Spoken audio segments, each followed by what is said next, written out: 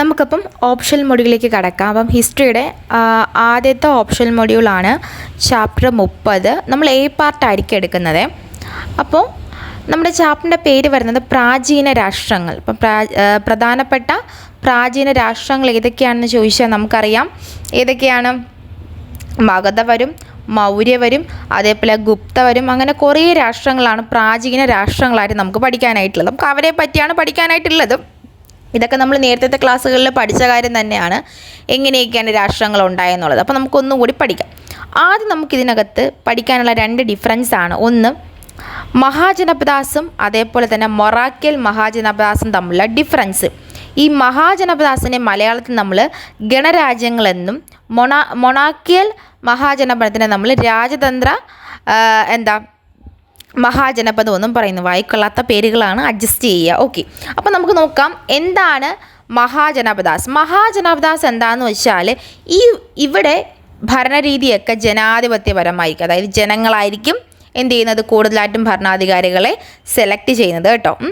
മാത്രമല്ല എന്താണ്, ഈ ജനപ്രതിനിധികൾ അല്ലെങ്കിൽ ഭരിക്കാനായിട്ടുള്ള രാജാക്കന്മാർ തിരഞ്ഞെടുക്കുന്നത് എങ്ങനെയാണ്, ഈ ഒരു പൊതുയോഗങ്ങളിൽ നിന്നൊക്കെ ആയിരിക്കും.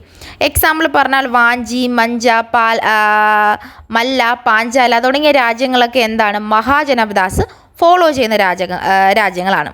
ഇനി അടുത്ത് എന്താണ് മൊണാർക്കിയൽ മഹാജനപദാസ് എന്ന് ചോദിച്ചു കഴിഞ്ഞാൽ, രാജാവ് എന്ന് പറയുമ്പോൾ ഏകാധിപത്യ സ്വഭാവമുള്ള ഒരാളായിരിക്കും. അതായത് രാജാവിനെ തിരഞ്ഞെടുക്കുന്നത് പരമ്പരാഗതമായിട്ടായിരിക്കും. അതായത് ഇപ്പം ഞാൻ രാജാവെങ്കിൽ എൻ്റെ മകനും രാജാവും, മനസ്സിലായോ? അങ്ങനെയുള്ള രീതിയിലായിരിക്കും. മാത്രമല്ല രാജഭരണം എന്ന് പറയുമ്പോൾ രാജാവ് പറയുന്നതായിരിക്കും അവർ വേദവാക്യം. അദ്ദേഹം പറയുന്നതിനപ്പുറം ഉണ്ടാകത്തില്ല. എക്സാമ്പിൾ പറഞ്ഞു കഴിഞ്ഞാൽ മഗധ, കോസലം, അവന്തി തുടങ്ങിയതൊക്കെ എന്തിൻ്റെ എക്സാമ്പിളാണ്? നമ്മുടെ മൊറാക്കിയൽ മഹാജനപദാസിൻ്റെ എക്സാമ്പിൾസാണ്. ഇതാണ് മഹാജനപദാസും മൊറാക്കിയൽ മഹാജനപദാസും തമ്മിലുള്ള ഡിഫറൻസ് എന്ന് പറയുന്നത്. ഓക്കെ, ഇത്രയേ ഉള്ളൂ. ഇനി നമുക്ക് അടുത്ത ക്വസ്റ്റ്യനിലേക്ക് പോവാം. ഇനി നമുക്ക് നോക്കാം പ്രാചീന രാഷ്ട്രങ്ങൾ എങ്ങനെയാണ് ഉണ്ടായത്. ഒന്നാമതായി നമുക്ക് നോക്കാം മഗധ. മഗധ എന്ന് പറയുമ്പോൾ നമുക്കറിയാം ഏറ്റവും പുരാതനമായിട്ടുള്ളൊരു മഹാജനപദമായിരുന്നു. ഗംഗയുടെ തീരത്താണ് ഈ മഗധ എന്ന് പറഞ്ഞ സാമ്രാജ്യം ഉദയം കൊണ്ടത്. പ്രധാനപ്പെട്ട രാജാക്കന്മാർ ബിംബസാര, അജാതശത്രു, ധനനന്ദൻ തുടങ്ങിയ ശക്തരായിട്ടുള്ള രാജാക്കന്മാർ എവിടെ ഉണ്ടായിരുന്നു? നമ്മുടെ മഗധയിൽ ഉണ്ടായിരുന്നു. ഇത്രയും കാര്യങ്ങളാണ് നമ്മുടെ മഗധയുമായി ബന്ധപ്പെട്ട് നമുക്ക് നോക്കാനായിട്ടുള്ളത്. പിന്നെ അതേപോലെ തന്നെ മഗധയുടെ പ്രത്യേകതകൾ, ശക്തമായിട്ടുള്ള കോട്ട ഉണ്ടായിരുന്നു, സൈന്യം ഉണ്ടായിരുന്നു, അതുമാത്രമല്ല ശക്തമായിട്ടുള്ള ഭരണാധികാരികൾ ഉണ്ടായിരുന്നു. ഇവിടെയാണ് കൂടുതലായിട്ടും ഈ ഒരു മഗധയുടെ കാലഘട്ടത്തിലാണ് ബുദ്ധമതവും ജൈനമതവും ഉദയം കൊണ്ടത് അല്ലെങ്കിൽ വളർന്നത് ഈ ഒരു മഗധ സാമ്രാജ്യത്തിൻ്റെ സമയത്താണ്. ഓക്കെ, ഇത്രയാണ് നമ്മൾ മഗധയെപ്പറ്റി നമുക്ക് നോക്കാനായിട്ട് ഉള്ളത്. ഇനി നമുക്ക് അടുത്ത സാമ്രാജ്യമായിട്ടുള്ള മൗര്യ സാമ്രാജ്യത്തെ പറ്റിയിട്ട് നമുക്ക് പഠിക്കാം. ഓക്കെ, ഈ മഗധ സാമ്രാജ്യത്തിന് ശേഷം കുറേ രാജവംശങ്ങൾ ഉണ്ടായിട്ടുണ്ട്. അതിലേറ്റവും പ്രധാനപ്പെട്ട ഒരു രാജവംശമാണ് നന്ദ രാജവംശം. ഈ നന്ദ രാജവംശത്തിലെ ധനനന്ദ എന്ന് പറയുന്ന രാജാവിൻ്റെ കോടതിയിൽ വർക്ക് ചെയ്തിട്ടുള്ള ഒരാളായിരുന്നു നമ്മുടെ ചാണക്യൻ അല്ലെങ്കിൽ കൗടില്യൻ എന്ന് പറയുന്ന ആൾ. അദ്ദേഹവും ധനനന്ദയും തമ്മിലൊന്ന് തെറ്റിയപ്പോൾ എന്ത് ചെയ്തു, അദ്ദേഹത്തിനെ ഈ ധനനന്ദയെ എങ്ങനെയെങ്കിലും കൊന്നിട്ട് അധികാരം പിടിച്ചടക്കാനായിട്ട് കൗടല്യൻ കൊണ്ടുവന്ന ഒരാളായിരുന്നു നമ്മുടെ ചന്ദ്രഗുപ്തൻ എന്ന് പറയുന്ന ആൾ. അപ്പം ചന്ദ്രഗുപ്തൻ്റെ സഹായത്തോട് കൂടിയിട്ട് നമ്മുടെ ധനനന്ദനെ തോൽപ്പിച്ചിട്ട് മൗര്യ സാമ്രാജ്യം സ്ഥാപിച്ചു. ആര്? ചന്ദ്രഗുപ്തൻ തന്നെയാണ്. നമ്മുടെ കൗടല്യൻ്റെ സഹായത്തോട് കൂടിയിട്ട് കൗടല്യനായിരുന്നു കാര്യങ്ങളെല്ലാം പറഞ്ഞു കൊടുത്തത്. അങ്ങനെ ധനനന്ദനെ പരാജയപ്പെടുത്തി മൗര്യ സാമ്രാജ്യം സ്ഥാപിച്ചു. ഇനി മൗര്യ സാമ്രാജ്യത്തിൻ്റെ പ്രധാനപ്പെട്ട കാര്യങ്ങൾ, ഈ ബിന്ദുസാറിനെ പോലുള്ള രാജാക്കന്മാരാണ് പ്രധാനമായിട്ടും ദക്ഷിണ പ്രദേശങ്ങൾ മുഴുവനും കീഴടക്കിയത്. അശോകന്റെ കാലഘട്ടത്തിൽ നമുക്കറിയാം കലിംഗ യുദ്ധത്തിൽ മനംനൊന്ന് അദ്ദേഹം എന്ത് ചെയ്തു, ബുദ്ധമതം സ്വീകരിക്കുകയാണ് ചെയ്തത്.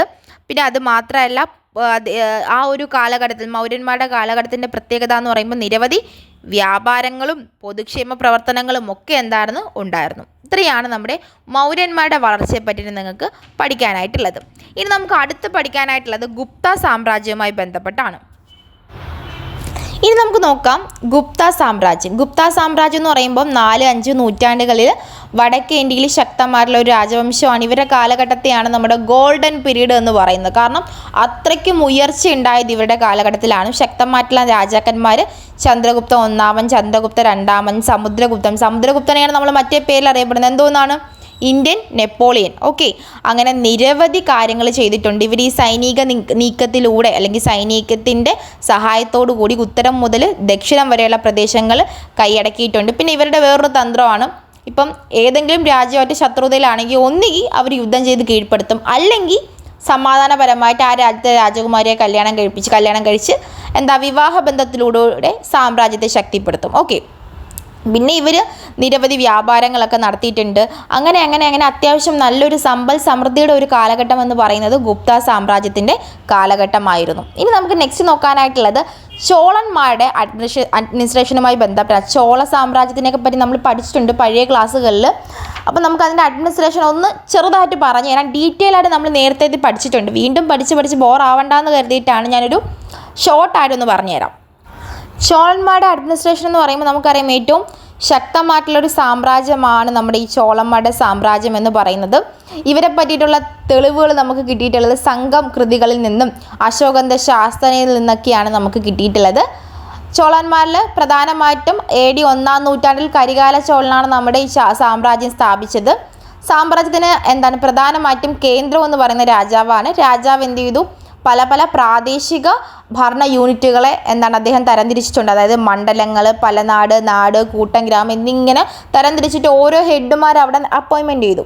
എന്നിട്ട് പറഞ്ഞു ഈ ഒരു ഭരണകാര്യങ്ങളെല്ലാം നിങ്ങൾ നല്ല രീതിയിൽ കൈകാര്യം ചെയ്യണം എന്നൊക്കെ പറഞ്ഞിട്ടുണ്ട്. ഇവർക്ക് കോടതികളും കാര്യങ്ങളൊക്കെ ഉണ്ടായിട്ടുണ്ട്. മാത്രമല്ല എല്ലാ പ്രശ്നങ്ങളും പരിഹരിക്കാനായിട്ടും ഇവർക്ക് കോടതികൾ ഉണ്ടായിരുന്നു, ഗ്രാമത്തലവന്മാരുണ്ടായിരുന്നു, നികുതി പിരിക്കുന്ന കാര്യമായാലും ശരി എല്ലാത്തിനും ഇവർക്ക് ഇവരുടേതായിട്ടുള്ള ഒരു മാതൃക ഉണ്ടായിരുന്നത് ഈ ഒരു ചോളന്മാരുടെ അഡ്മിനിസ്ട്രേഷൻ്റെ ഒരു പ്രധാനപ്പെട്ട പ്രത്യേകതയാണ്. അപ്പോൾ ഇത്രയേ ഉള്ളൂ നമുക്ക് ഈ ഒരു ഓപ്ഷണൽ മൊഡ്യൂളിൽ നിന്ന് പഠിക്കാനായിട്ടുള്ളത്. അപ്പം പ്രധാനമായിട്ട് നോക്കാനായിട്ടുള്ള ഒരു ക്വസ്റ്റ്യൻ എന്ന് പറയുന്നത് നമ്മുടെ ഈ ഒരു പ്രാചീന രാഷ്ട്രങ്ങളുടെ ഉദയങ്ങൾ ഏതൊക്കെയാണെന്നുള്ളത് നോക്കി വയ്ക്കുക. മഗധ, മൗര്യ, ഗുപ്തന്മാരുടെ കാലഘട്ടമൊക്കെ എങ്ങനെയായിരുന്നു എന്നുള്ളതൊക്കെ ഒന്ന് ഓർഡിച്ച് പഠിച്ച് വയ്ക്കുക. ഇത്രയും മാത്രം നിങ്ങൾ പഠിച്ചിട്ട് പോയാൽ മതി. അഡീഷണലായിട്ട് ഒന്നും പഠിക്കേണ്ട. ഓപ്ഷണൽ മൊഡ്യൂളായിട്ടുള്ള 3 മൊഡ്യൂൾ നിങ്ങൾ പഠിച്ചിട്ട് പോയി കഴിഞ്ഞാൽ നിങ്ങൾ ജയിച്ചു എന്നതാണ് പറയുന്നത്. ഓക്കെ, ഓപ്ഷണൽ മൊഡ്യൂൾ മാത്രം നിങ്ങൾ പഠിച്ചാൽ മതി. നിങ്ങൾക്ക് ജയിക്കാനുള്ള മാർക്ക് അതിൽ നിന്ന് കിട്ടും.